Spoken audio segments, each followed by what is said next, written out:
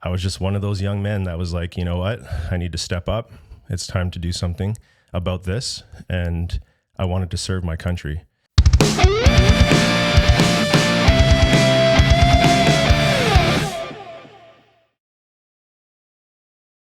All right, welcome back to the Michael Brooks Show. I'm here today with my good friend, Master Corporal Joel Leliev. And we're going to talk a little about your life story, your history through into the military, and now into your new part of your career where you're looking into coaching and mentoring through finance and crypto and things like that. So, Joel, tell me how this whole journey began. I mean, I think you grew up up north? Yeah, in Northern Ontario? Yeah. Okay, so tell me what it was like growing up in Northern Ontario and what that looked like and how you transitioned from growing up in Sudbury to turning into a 20-year vet in the Canadian military. Like, right. How did that happen? What's that journey like? Yeah, no, it's a journey for sure. Thank you for having me, by the way, Mike. I've been looking forward to this. I think highly of you, and I love what you're doing here. Thanks. So basically, my journey with the military and joining the military as a young man at 18 years old literally had to do with 9/11. So I was in grade 9 when 9/11 happened. Yeah. And I was really big into sports, and I was going to Notre Dame in Sudbury. And I remember my teacher putting it on the news, and we saw everything, going unfolding. And I was just one of those young men that was like, you know what? I need to step up.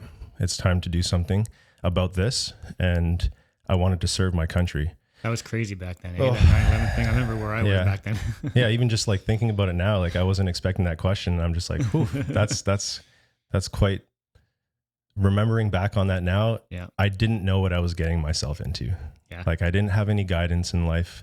Didn't have any like parents or uncles or aunts to say, this is what to expect. This is what, you're getting yourself into. Yeah. I had an uncle and an aunt or a cousin at the time in the military, but they hadn't done any of these things yet, right? They were still doing all of their training.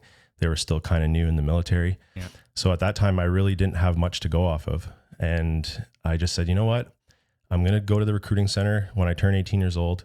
I'm going to join. And then I got called up to play junior A hockey in Scarborough, Ontario, near Thunder Bay. No way. Yep. And then halfway through that season, I got the call, and it was in January or February because my joining date was January 24th. Wow. So it would have been around Christmas time I got that call. And I just remember going to my coach and being like, Coach, I'm done. He's like, what do you mean? He's like, I'm going to the military. My basic training starts in February. No way. And went to basic training, and that was quite the eye-opening experience. It was where did you do your basic training? What base? So I did my basic training in Saint Jean, Quebec. Okay. And being a young 18-year-old kid with not very much guidance, it hit me hard like a ton of bricks. Oh, yeah? Yep. And I did some things that I probably shouldn't have done. I had a mouth on me back then that wasn't the greatest. And I had to restart my basic training all over again, kind of halfway through I got there, right? Because back then when you did basic training, you had point system. Okay. And if your bed wasn't made right that morning, you lost some points. If your beard wasn't shaved and your hair wasn't cut, you lost some points. Ouch. Once you got up a certain amount of points, you were kicked off your course and had to start all over again. So it was very strict. So some good discipline. much needed discipline at the time, which made me who I am today. Like the military is such a great place that forces you to become an adult, right? Yeah. And you are at the tip end of the spear of your country. And when things happen on the news, generally they're a direct reflect of what our military are doing out in the world, right? Yeah. So you have to keep that in mind and know the type of responsibility you put on your shoulders when you decide to take on a journey like this. Yeah. Yeah. Wow, that's wild. Mm-hmm. So you got in at 18. Correct. Wow. Yeah. So after you do basic training in the military, what was your next experience? Because I know at some point you've told me you went over to Afghanistan and did tours over there. Like, what was how much did you do in the military before you got deployed? What's it like going through the military and then hearing that you're getting deployed? Were you looking forward to getting deployed? Like these types of things? Like, what's that look like for a young guy at 18? That's a great question. In the military in Canada, we're not like the United States where they have all of these Army bases and Marine bases, and all have different responsibilities to different things. In Canada, we have very few super Army bases. We have Petawawa, Edmonton, Valcartier. So there's 3 main Army super bases. And then we have some detachments from there all over Canada. Okay. So like if you really want to get into these tours as in the Army capacity, you want to be posted to those bases and in the units that are deploying to these rotations. So I was very clear from day one when I joined the military, I'm going to Afghanistan. It's why I left junior A hockey. It's why I left my family. It's why I left Sudbury. Like, if this isn't happening, tell me, I'll just go on my way and do something else. And I always got that opportunity. And in fact, I was one of the very first individuals from my rotation to stand up the national support element and get that going, which is the unit that forms to go to Afghanistan. And that stemmed from 9/11 because you knew that it had to do with Afghanistan, and so you wanted to go. Yeah. Nice. So 9/11 happens. I finish high school. I join the military. I ask all my supervisors and superiors on every course I go on to make sure that I'm going to the unit. And I knew that we were power recruiting for Afghanistan. And the goal was to get as many troops to those forward fighting bases, right? Yeah. And I mean, a little bit of luck of the draw and being a good soldier and doing my job and not being, a burden to the platoon and to the section. Because there was a lot of guys who wanted to go that didn't get to go, and there was even guys who went, and once they got there, they got sent home, right? So you just don't know until you're there, really, if you're really ready for it. And those were crazy times back then, right after 9/11. So like going over to Afghanistan in the middle of a war, I mean, that must have been just crazy. I was on rotation 6 of the new rotations in Kandahar. So we started in Kabul and we finished in Kandahar. So you have to roto 0 in Kabul, and then we had a bunch of rotos, and then those guys migrated and moved everything down to Kandahar, which would have been quite the journey. I don't even know how those soldiers did that. But they moved from Kabul down to Kandahar, and then from there we had roto 0 Kandahar, and then all the way up to, I don't know for sure what, roto 11, 12, I'm not sure. Maybe even more, right? But my roto was roto 6, and it was quite the journey. I got there in September, and I got home in April. Yeah. Now I know. And that was in 2008. So I was 20 years old. I was 19 years old. I had my 20th birthday in Afghanistan. Wow. Now I know maybe this is a tough question. If it is, we can go past it. But did you lose any friends over there? Yeah. Friends, acquaintances. Justin Jones, one of my great acquaintances I made while I was there. We went home together on our 3-week holiday before holidays, came home. A couple of days later, unfortunately, got hit by an improvised explosive device. And it's important to talk about these things because that's what remembering is, remembering our fallen, remembering those individuals, talking about them, right? It helps not only myself as a soldier, it helps the public to see what is actually going on in real world, right? Yeah, it's a reality of the war. Right. And we just, like a month ago, had Remembrance Day. Yeah. And I'll go a step further. It's also the members that didn't get killed, that have to live with the memories that have heavy burdens on their chests from things that they had to experience, things that they had to train for, things they had to see, and then things they had to do in the name of their country or to protect their brothers and sisters in arms, right? So it definitely makes you realize the world you see on TV is not the world that actually transpires in real life. And it brings bigger perspectives, and you have a much greater appreciation for the safety that we have in our country. And the fact that my daughter can leave the house and drive a car and go to the grocery store, or go hang out with her friends, or go to the mall, and I don't have to worry so much about her driving over an explosive or getting kidnapped and stuff like that, right?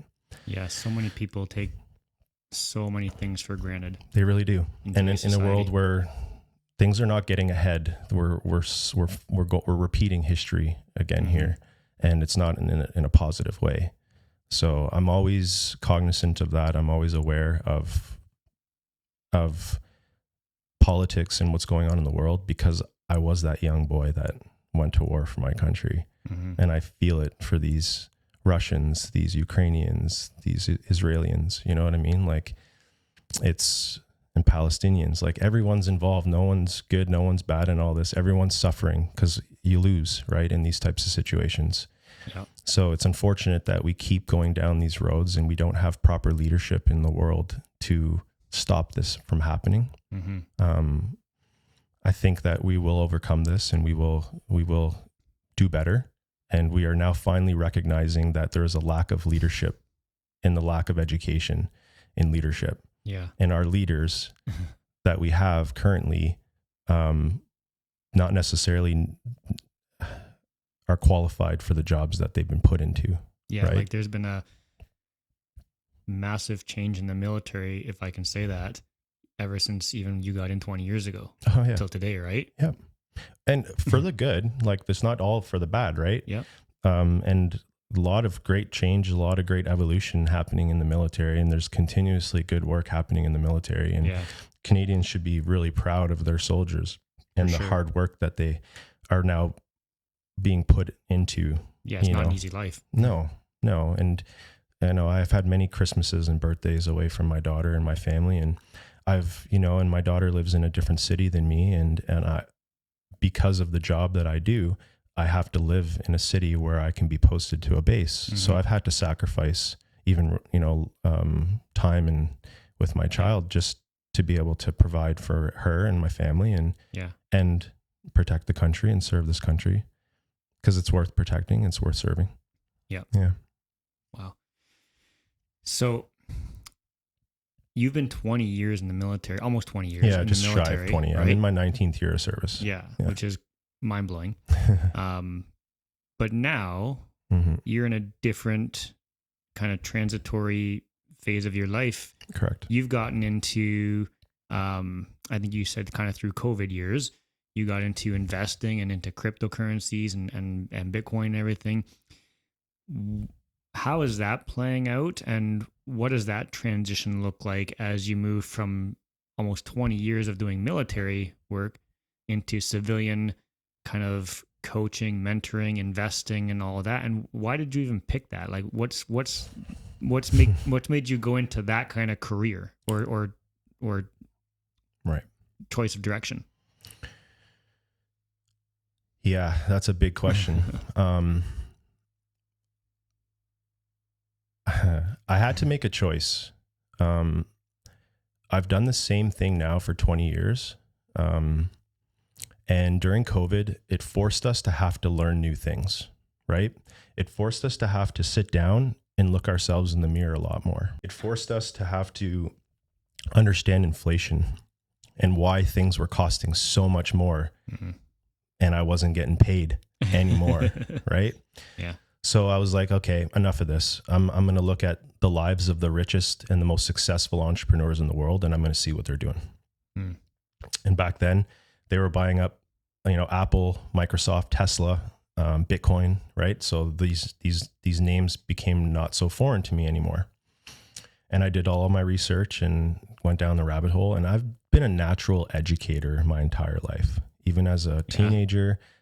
Teaching tennis and hockey and golf to younger kids in the schoolyard, to joining the military, and now being a basic training instructor, teaching different trades level qualifications within my trade, mentoring and leading, sections and things like this. So it's always been a passion of mine to coach and teach. When I'm good at something, I go all in. So it's why I got to junior A hockey. It's why I got to golf professional coach and things like this, right? I'm passionate about these things. I want to share that passion and those skills with others. Yeah, I think that's why you and I connect so well, is because we both have that ingrained in us and that passion for helping people. Right. I mean, we've both got similar paths in terms of coaching, mentoring, courses of things we teach. You've got your Nifty Campus. I've got the Wealth Accelerator. Like, Yep. we both enjoy seeing other people succeed, and that mentoring feel of being able to build into other people's lives. So, yeah, I think that's really cool what you're doing. Yeah, my wife and I sat down one day, and she's like, "You're really good at this, man," and I'm like, "Thank you," and I'm like, "Let's start this. Let's start educating families." Yeah. Particular military families right now, because I have access to military families who could use some financial coaching and understanding of Bitcoin and cryptocurrencies. And then, just like any other entrepreneurial journey, just like when, Elon Musk started Tesla, he was a dude in a fucking room waiting for the next thing he wanted to do. And the next thing he wanted to do was start cars and autonomy and build rocket ships. Yep. He was just a dude in a room, right? So my wife and I are a couple of dudes in a room looking at, a next business opportunity in an industry of wanting to help people. Yeah. Right. And we're not here to like douse you and take all your money and teach you something that we don't apply in our own life. We literally want to coach the things that are doing really well for us, that work for us, and that have brought us a ton of success. And it's such a massive need in today's society for good quality mentors and coaches, because there's so much garbage out there that people don't know where to turn to get good advice. There's so many people just claiming to be gurus, or here's the next biggest thing, or this or that. Yeah. And people just need good quality, trustworthy people that they know have their back to come alongside them and give them that support and that guidance to get them to the next step. And that's where you're doing such a great job. I mean, I seen you building the Nifty Campus, and it's just so cool to see it developing from, your Discord channel with some cryptocurrency and investing advice into a whole full-blown course, and now into coaching, and like just go through that kind of building stage and progression that you've gone through. So it's so important when you start a business and you get into your entrepreneurial journey to not stay fixated on the plan. I've always been the type of guy, and you've heard me say this before, Mike, the plan is there is no plan. Yeah. Right. So I was one of the only guys in my circle who knew how to buy and sell Bitcoin. So I started helping everyone in my circle who wanted to know how to buy and sell Bitcoin. Yep. And then I was one of the only guys in my circle who bought stocks in his tax-free savings account. And then I'd have all these people come up to me and be like, "You can buy stocks in your tax-free savings account?" I'm like, "That's where the government got you. They called it a savings account, not an investment account." Yeah. Right. And so I realized, like, Joel, like, the knowledge you have in your brain is so valuable, right? Not valuable to you, valuable to the people. Yeah. I don't need the money. I don't have to work another day in my life again, because I've set myself up that way by doing a 20-year military career and investing in great assets over the last 3-4 years. Yeah. I just want to see men and women in their 30s, even in their 20s, be able to sit back and be like, I can live off my passive income. Yeah. Right. And it doesn't matter who you are. It matters when you start. Yep. And that's it. You can be 50, 30, 20, 10. You can buy assets that grow. It's just, how do you do that? Yeah. At what age are you at? What's the steps to do this? Yeah. And that's why the journey with you has been so fun, because you and I complement each other so well. You've taught me about investing and crypto. Yep.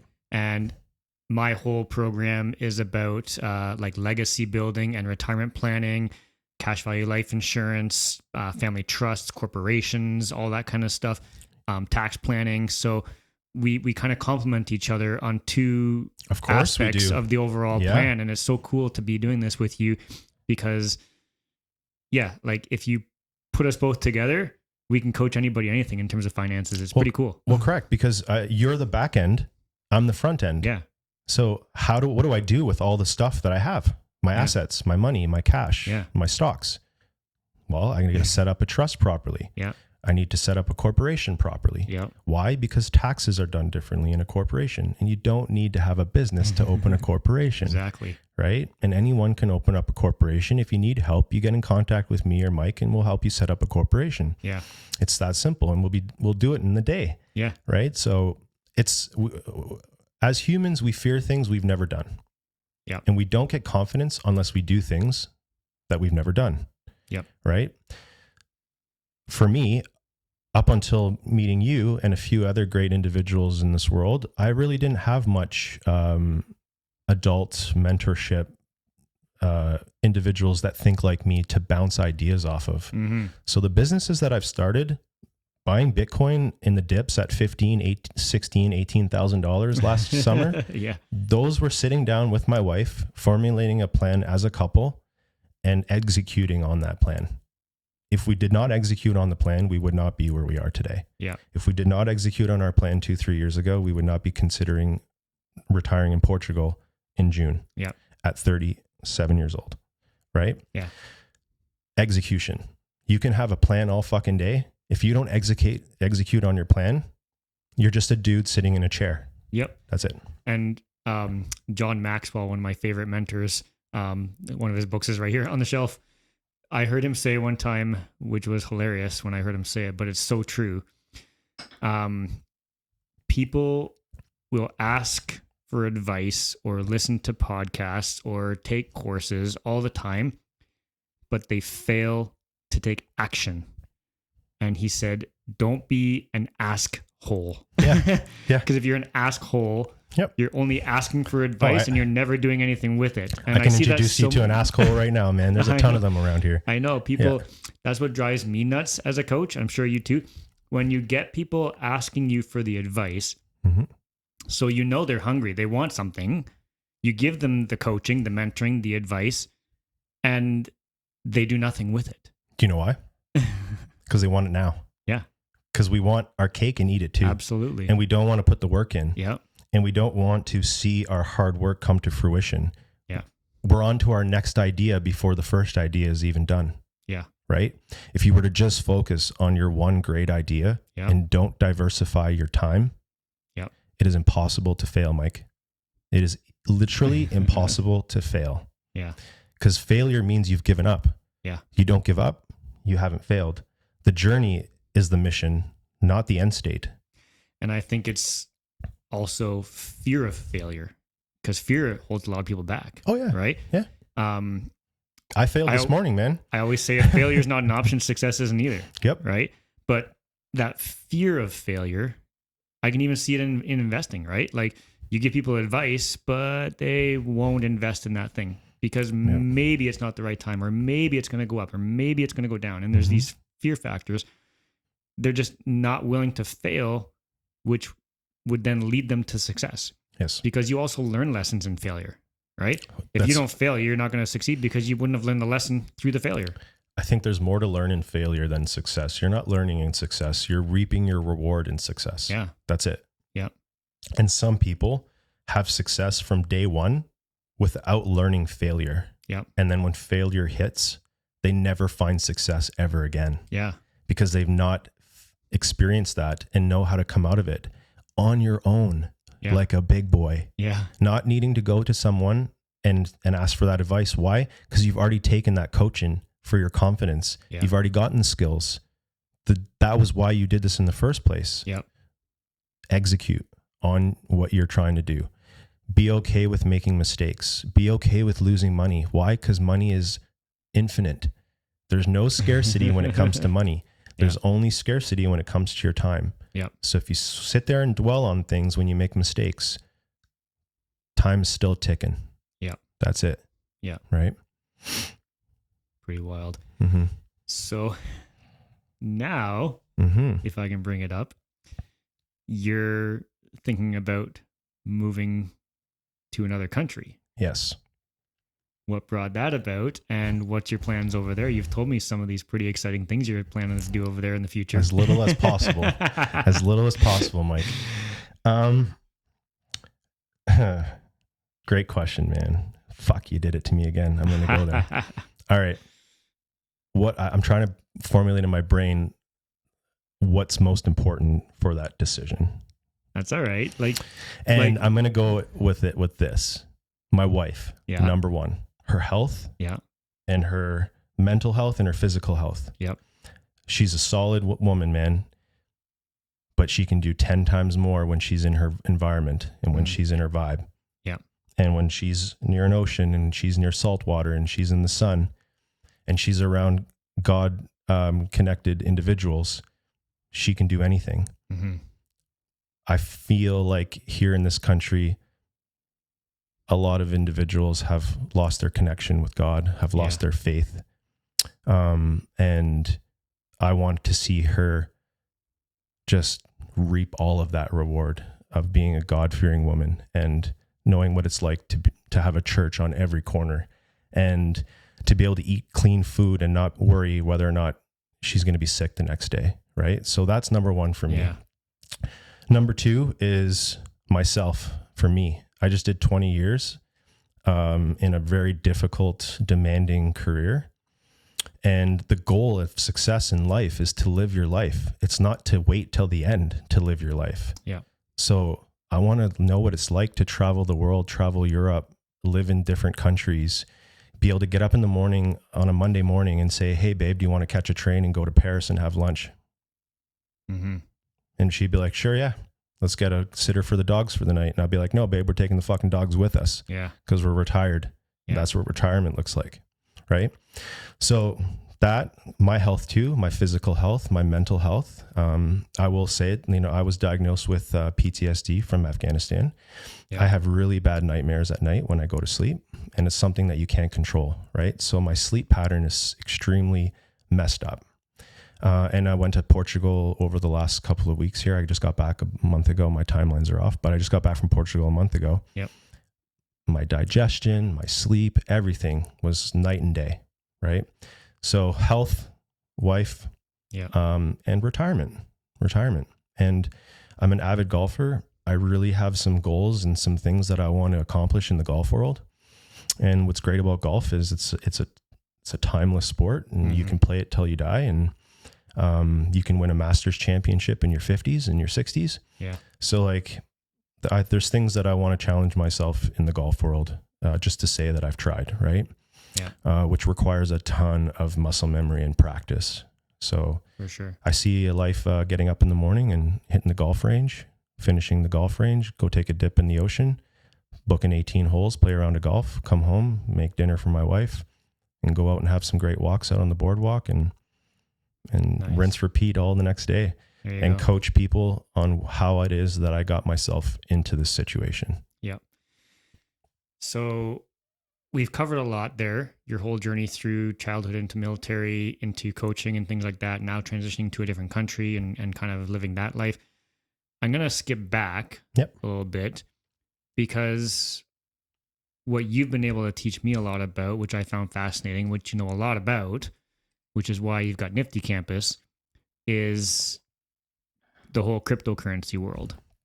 Because for a long time, because a lot of people don't know about it the right way, there's a stigma with, scams and things like that, because there are a lot of scams out there. And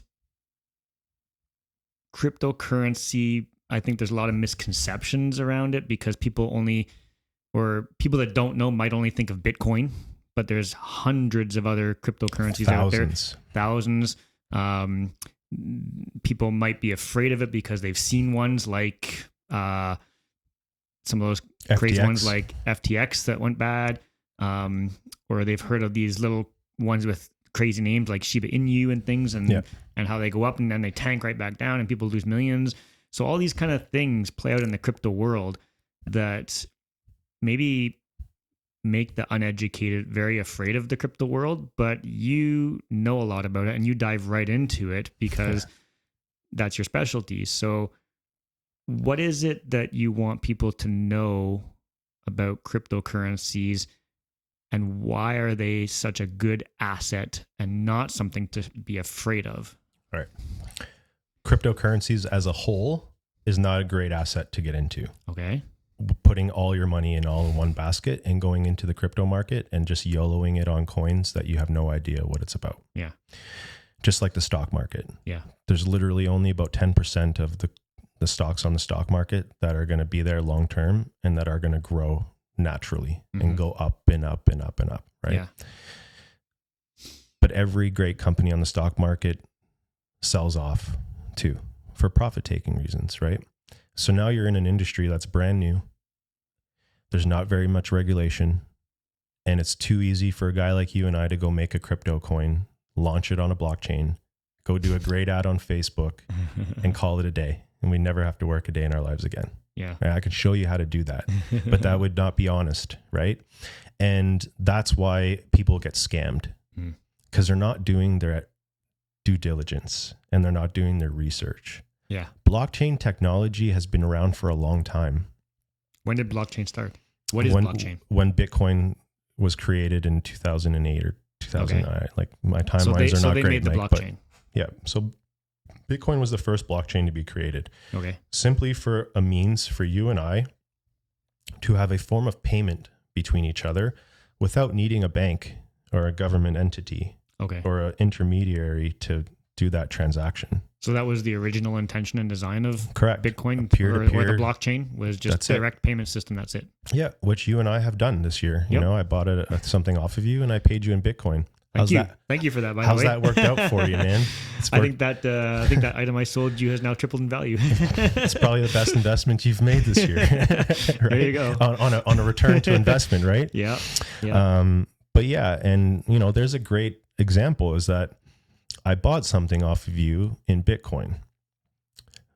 You would be looking at me, not you, but someone who doesn't know what they're talking about would be looking at me being like, well, joke's on you, Joel. Bitcoin just went up to $90,000 US. You would have had, if you wouldn't have used your Bitcoin, you would have gone up a lot more. Yeah, but you forget, young man, I bought my Bitcoin way sooner. Yeah, exactly. So that computer cost me 3 times less because my money went up 3 times more than yours. Yeah. So that computer that I bought from you cost me X amount of dollars. That saved me X amount of dollars. Yeah. And then you instead of taking it in Canadian dollars where it ends there, now your money's now going down in value forever. Yeah. You've now made money on your sale as well. So I've had an opportunity to save money. You've had an opportunity to make money. Yeah. Off of one transaction. Yeah. Where else can you do this? Yeah. And the Bitcoin's been going up and up in value. Sure, it has the dips like anything, but it's been going up and up and up in value. Like, for example, Canadian dollar, just simply because of inflation period, is always going down in value. Always. Right? Your money's always losing. That's in our course, right? Like if I have a $100 bill in my hand today, right here, that $100 bill today will buy $100 of goods today. Yep. But a year from now, that same bill that says 100 on it might only buy me $80 at the grocery store. It's gone down in value. I can't buy the same goods. You just lost 20%, right? In inflation. So that's what happens with currency. Yep. Exactly. And well, the question will be, well, how come Bitcoin doesn't do this? Well, because we cannot print more Bitcoin. Mm-hmm. That's why. And if you understand supply, demand, and you understand dilution and inflation, Bitcoin was created to combat these things so that you can store your value, store your wealth into this asset without losing money against inflation. Yeah. It's simple. And you don't overthink it that way. And if you look at the history of Bitcoin, anyone who didn't sell at a loss sold at a profit, because Bitcoin just hit a new all-time high of $99,500 US a couple of days ago. Meaning even if you bought the top of the cycle last cycle at 65 or 67,000 or whatever it was, and you rode it all the way back down to 15 grand and 16 grand and rode it all the way back up, you'd be up over 30% now. Yeah. Right? So education, confidence, conviction, right? And so back to your question about how this all started in blockchain and Bitcoin and all that. And it's really important to understand the differences between the names you're hearing in social media and on the news. Bitcoin, Ethereum, Solana, AVAX, XRP, right? They're all different software companies. That's it. You don't look at them as a cryptocurrency. crypto has been around forever. The military uses cryptography as, a means of information security with our communications. Yeah. Crypto has been around for a long time. Blockchain technology, the idea of it, has been around for a long time. And here's the aha moment that I get with parents a lot. Because a lot of parents that I talk to go and buy their kids Roblox and $4 gift cards. Yeah. What is the concept of that, Mike?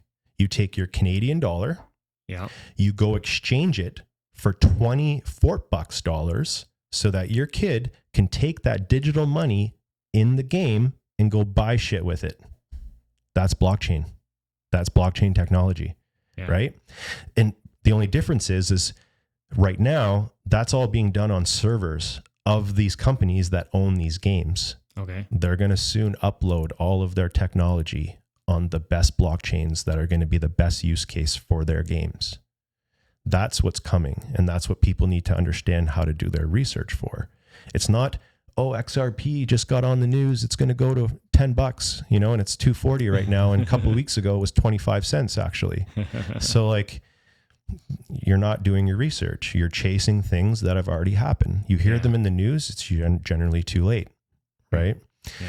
So it's very important to know how Bitcoin is now been taken seriously, and the United States government is buying Bitcoin at an astronomical rate. They are selling their gold reserves to buy Bitcoin. If that's not enough conviction or a sign for you that Bitcoin is here to stay, just go do something else. Go save your money in your bank account and go feel what it's like to use your hard-earned dollars to go have fun and stay away from it. And if your life is comfortable doing it that way, working a 9 to 5, coming home and going to buy things with your 9 to 5, then you're wealthy. You're doing exactly what you are set yourself up to do, right? But if you want more and you want passive income and you want to grow assets and wealth, you can never do this with your time. Because you only have 24 hours in a day. And you only have about 80 years to 100 years on this planet. So you have to execute, and you have to not be afraid to take risk, right? And there's always a risk reward ratio to a decision that you're going to make. Find good risk to reward ratios that if something goes wrong in this situation that you're doing, the outcome of it isn't going to ruin your day. Right. And for me, I'm all in Bitcoin. In fact, I'm trying to move my entire net worth all into Bitcoin as we get pullbacks here and as we get pain in the market. So I'll sell all my good assets that are in profit to try to move them into Bitcoin, which is what you're going to see a lot of the world doing, right? So explain for those that don't understand, maybe just kind of describe it in terms of stock, because I think people kind of understand stocks, how they go up and down in value. Explain Bitcoin, the main cryptocurrency, in terms of a stock, in terms of how does it go up or down in value when people flock to it to buy more or sell it off, or what causes the ups and downs? How does that all work? So everything in this world has to do with supply and demand. If you have a ton of supply and no demand, that price isn't going up. Right? So if you got a ton of gas and only one guy in your city needs gas, gas ain't going up. But if everyone in the city needs gas and there's only enough gas for 100 people, but you have 200 people living in your city, you can jack that price. You can jack that price. In fact, the price just gets jacked up naturally because of how we are as human beings, Mike. We are impatient. I'll pay you $1.20 for that gas, sir. I'll pay you $1.30 for that gas, sir. I need to go to work. I don't want to wait another week for my gas. Right? And this example is still applicable to this day. I was in Cuba this year, just at the beginning of the year. There were 2-day long lineups to get gas in Cuba. So we are comfortable here in Canada. Life isn't like this everywhere else. Right? So with a stock, you and I can create a company right now, a corporation, and then go and list that corporation and that company on the stock market. We would have to create a share structure and a price for those shares that would dictate the market cap of our company, the value of our company. Example, you and I start a company, we value it at $1 million. You and I are the only two shareholders. Yep. Our shares are $500,000 a piece. Yep. Very simple, right? Well, that's crazy, Mike. How can you have one share at $500,000? Because of market cap. We only have two shares. Yeah. Right? Okay. You have Apple, for example. Apple's now a 3-point-something trillion dollar company with a T, not a B. Crazy, eh? Okay. How do we get to that number? Well, Apple has so many amount of shares they've created for their company. People are going to buy those shares for that company. Yeah. And people are impatient and they want to make money. And as they buy that stock, the stock goes up and up and up because it's demand, right? I'll pay this price. Oh, I'll pay this price. I'll pay this price, pay this price. That's how we get to the $3 trillion number. We have this amount of shares that were created, 1 billion shares, times $100 a stock. We get to a certain number for our market cap. Yeah. Okay. As an owner of a company, you and I, we're the only shareholders. That means we're the only 2 votes, Mike, to vote on new things for the company. Yeah. All right, Mike, let's value our company at $100 million. Let's create a ton of shares and let's go sell it to the people. Yeah. And let's laugh and let's retire and call it a day. That's what a company can do. They can dilute their company at any time by adding more shares into the market. A country like Canada and the United States can dilute their currency at any time by printing more and adding it into the market. Who benefits from that? I print $100 million worth of cash. Yeah. I just need some paper and ink. It doesn't cost me very much money. Yeah. And then I send it out to you and I charge you $100 for a $100 bill. Yeah. Right? Yeah. That's why our Canadian dollar and our US dollar go down because we continuously print more and more and more and more. Which we saw dramatically during the COVID years. Yeah. Which we saw dramatically during the COVID years. And then why did the stock market go up like crazy after they started printing money? Because everyone was sitting around at home, didn't know what to do, couldn't buy physical goods. So they finally learned the one thing they should have been putting their money into and started flooding into the stock market. Right. And then you had this culture of people now and young individuals like the age category of your kids now looking at stocks and crypto on their phone versus going outside and playing outside. Yeah. Right? Which is super cool, which is great because that tells me that the next wave of entrepreneurs and next wave of money is going to be already indoctrinated into cryptocurrencies and Bitcoin. Yeah. So when I pass my money down to my next generation, they're already going to be so embedded into crypto because you're going to be buying cars and houses and groceries with Bitcoin. Yeah. So why does Bitcoin keep going up in value? That was your main question. Because we cannot print any more Bitcoin. There was only 21 million tokens created day one. There are still only 21 million tokens created today. There's 19.5 million, I think, in circulation already. The next bit aren't coming out for the next 30 years. And then the last 1% of Bitcoin we aren't even going to see for the next hundreds of years because of how the tokenomics have been created and how instead of printing more, we release the ones that are already created into society until there are no more to release. And then it is on the people to decide the price, not the government, not the company who started this stock on the stock market.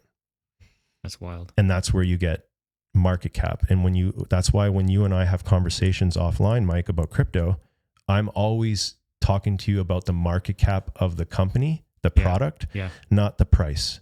Because Shiba Inu can be 0.00003 today, and you can put a 10 grand into it and think you're going to the moon and it's going to be $1. And tomorrow it can be 0.00003 and lose an entire zero. Yeah. And you've just lost 90% of your money. Crazy, eh? Right? Yeah. Because that 0.0003 has a market cap next to it. That market cap is like $30 billion. Yeah, because I that think has for that no particular value. one, there's a quadrillion tokens out there. Shiba Inu. Yeah. Right? And now they're forced to burn tokens and remove tokens from the network to help get the price to increase. So there's more demand, less supply. Yeah. instead of creating it right in the first place and creating it with less supply right off the get-go. Yeah. Not a good player in the space, are you? When you know that you have a ton of coins to dump onto your community that have just pumped it for you. Yeah. That's why people have such bad experiences in crypto. It's just because you've gone down the wrong fork in the road. You had a right or a left turn and you went left instead of right. Yeah. And that's it. And you can continuously go down that road that you've took wrong and make the same mistakes and continuously go on that record player that never finishes. Yeah. Or you can hit stop, pause, turn around, go back to where you started and go down that other road. And the moment you go down that other road, life changes. Yeah. Because that other road has confidence, conviction, execution. The grass is green on both sides. There's an ocean at the end of the freaking road, man. Yeah. It's comfortable. There's butterflies flying around. There's trees everywhere. Yeah. That other road you took, dust. Yeah. No vision, no clarity, and no end state, right? And the end state is taking profit. It's changing your life. Yeah. It's going to buy a house with profits that you took 500 grand and turned it into 2 million and went and bought your house instead of paying for a house for 500 grand for 30 years. Yeah. And then buying the bank another house. Yep.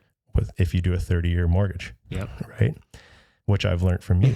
Right. Exactly. So this is why I think you and I complement each other so much, is because the knowledge that I didn't have before meeting you was the knowledge that I was ready for, that I needed. Yeah.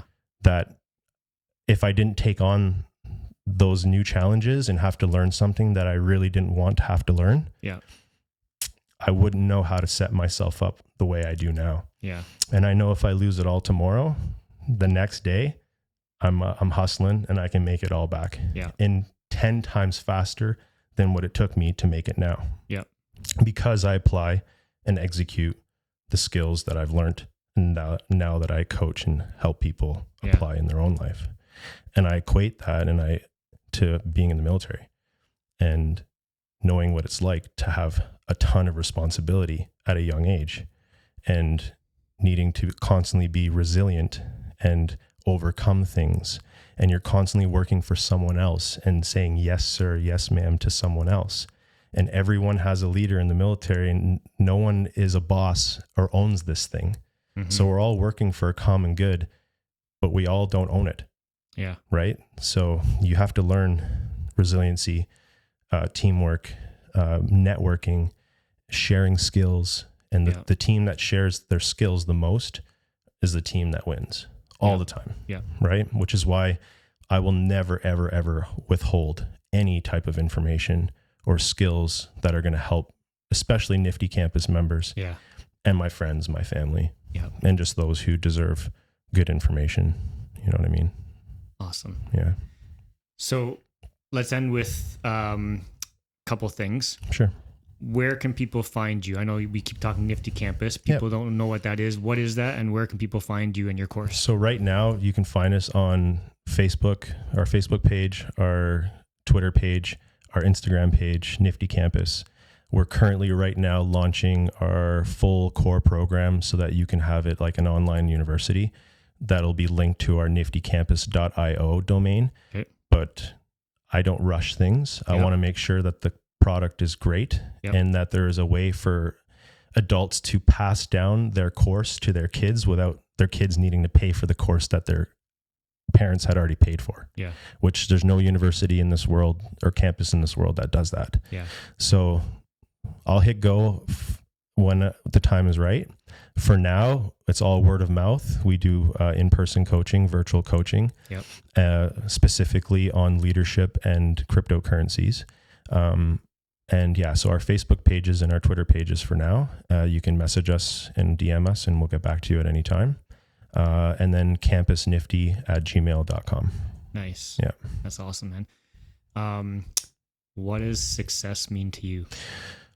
Oh, that's a great question. Well, because I'm a confident man, I'm going to say it this way. Success is what I'm doing right now. Success is being able to make a decision and leave a 20-year career to be able to self-sustain myself and my family, not have to look left and right and rely on anyone for a decision and rely on anyone for financial help. to be able to wake up in the morning and help my daughter with her schoolwork, get in a car and go help her with volleyball practice, that 3 hours away, and not have to look at my calendar and look at my schedule and say, sorry, dear, I can't. Right. Yeah. Being able to get up every day and try to make my wife's day slightly better than the day it was before. If I see her and she's happier today than she was yesterday, as a man, I'm successful, I'm wealthy. Right. And I don't need anything more than that. Yeah. Nice. Yep. Well, thank you so much for being on, bro. Yeah, It's man. amazing to have you here. Yeah. And don't forget to subscribe and like the podcast and follow us for more great episodes. See you next time. Cool.